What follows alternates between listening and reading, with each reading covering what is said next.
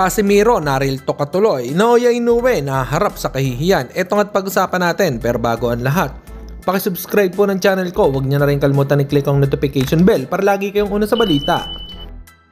Pag-usapan nga po natin mga kaboxing, isa pa nating pambato na si Magic Mike Plania ay mapapalaban sa Amerika kontra ito kay undefeated prospect Omar Trinidad. Maglalaban ng dalawa para sa WBC Continental Americas Featherweight title. Good luck sa laban mo, Magic Mike Plania.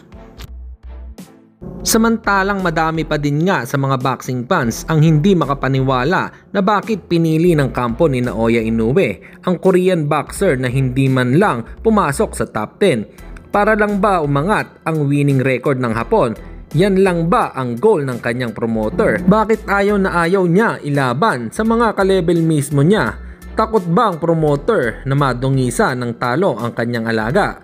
Dahil na din sa mas malaki ang kinikita nito kapag undefeated pa rin ang record. Kaya talagang palaisipan pa din nga sa mga boxing fans ang ginawa nilang aksyon. Kaya hindi natin masisisi sila kung bakit tinitira nila si Naoya Inoue.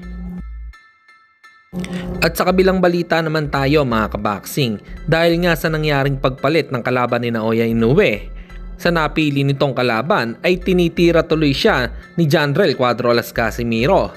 Eto nga't pakinggan natin ang banat niya sa Hapon. Sino na naman yung pinalit mo, Naoya?